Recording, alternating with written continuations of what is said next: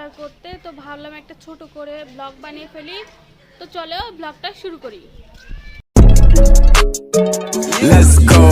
এই যে আমি আর আমার পিছনে আম্মু, তো চলো যাওয়া যাক বাজার করতে যাব, মানে আমাদের সবজি শেষ, সবজি আনতে যাচ্ছি। তো চলো। তো গাইস আজকে বাসার সামনে কোনো রিক্সা পাইনি, তাই এখন গাবতলা যেতে হবে। গাইস গাবতলার মোড়েও কোনো রিক্সা দেখতে পাচ্ছি না, একটা রিক্সাও পাচ্ছি না। তো আম্মু আর আমি এখন চৌরাস্তা যাব, দেখি ওখানে রিক্সা আছে কিনা। তো তারপর আবার রিক্সা দিয়ে দেখতেছি রিক্সা পাই কিনা। একটা রিক্সা পাইছি, কিন্তু উনি বললো উনি গ্যান্ডা বাজার চেনে না। এখন সামনে গিয়ে ওয়েট করতে হবে একটা রিক্সার জন্য।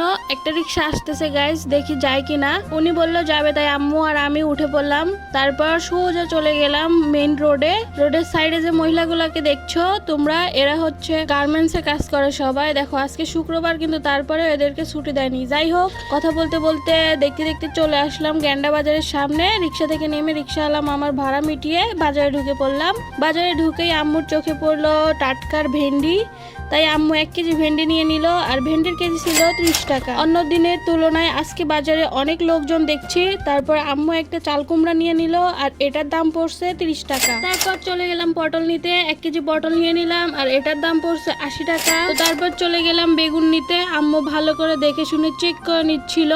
আমার মনে হয় সব মায়েরাই এরকম হয়, যা নিবে একদম দেখে শুনে ভালো করে, পছন্দ হলে নিবে, না হলে নিবে না। যাই হোক গাইস, আমরা 2 কেজি বেগুন নিছি, দামটা বলতে পারলাম না কারণ আমি ভুলে গেছি গাইস। তারপর আমরা দোকানে কচুর ছড়ি দেখতে পাই, আর কচুর ছড়ি যারা চিনো না, এই দেখো এটাকে বলে কচুর ছড়ি। তো আমরা 1 কেজি নিছি, তো এটার দাম হইছে 1 কেজির দাম হইছে 120 টাকা। টাকা পরিশোধ করে তারপর আম্মা আরেকটা চাল কুমড়া নেওয়ার জন্য চলে যায়, আর এটার দাম পড়ছে 50 টাকা, কারণ এটা একটু বেশি কচি ছিল এর জন্য। তারপর চলে গেলাম সবজি কলা নিতে, নিয়ে নিলাম 4টা, আর 4টার দাম পড়ছে 40 টাকা। তারপর গাইস মাছের দোকানে চলে আসলাম। দেন আম্মু এখানে ছোট চিংড়ি মাছ নিয়ে নিল, আর এখানে চিংড়ি মাছ ছিল 150 টাকার, মানে 150 টাকার ছিল।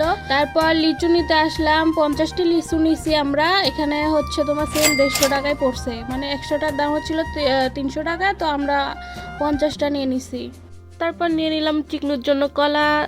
চিকনু হচ্ছে আমার ছোট বোন, মানে নিশুর জন্য কলা নিয়ে নিলাম। আর কলাগুলো হচ্ছে তোমার এখানে কয়টা ছিল আমি জানি না, কিন্তু দাম নিচ্ছে হচ্ছে 130 টাকা। তারপর কাসুন্দি নিয়ে নিলাম, দাম পড়ছে 80 টাকা। তারপর চলে গেলাম শুটকির দোকানে, নিয়ে নিলাম শুটকি, কতটুকু নিচ্ছে জানি না, কিন্তু দাম পড়ছে 140 টাকা। তারপর চিংড়ি শুটকি নিয়ে নিলাম 120 টাকা। আমার কিন্তু অনেক শুটকি ভালো লাগে, তোমাদের কার কার ভালো লাগে বলতে পারো আমাকে। তারপর লেবু নিলাম, 9টা লেবু ছিল মাত্র 10 টাকা। গাইস বাজার করা শেষ, এখন একটা রিক্সা নিয়ে বাড়ি চলে যাব। আজকে সন্ধ্যার আকাশটা অনেক সুন্দর লাগছে, বাড়ি যে যাবো গাইস, এখন একটা রিক্সাও পাচ্ছি না, এখন একটা গাড়িও যাইতে যাচ্ছে না আমাদের ইমানদিপুরে। তো গাড়ির জন্য এখন ওয়েট করতেছি, কেউ যাচ্ছে না। যাদেরকে বলতেছি ওরা বলতেছে যাবো না, কি করা যায় বলো। তো এখন ওয়েট করতেছি, এদিকে তো রাত্রেও হয়ে গেল। শেষমেশে একটা রিক্সা পাইছি, 30 টাকার ভাড়া 40 টাকা দিতে হয়েছে। যাই হোক গাইস, শেষ পর্যন্ত যারা আমার ভিডিওটা দেখছো তোমাদেরকে অনেক অনেক ধন্যবাদ। আবার দেখা হচ্ছে নতুন একটা ভিডিওতে। সবাই ভালো থাকবে, সুস্থ থাকবে, টাটা।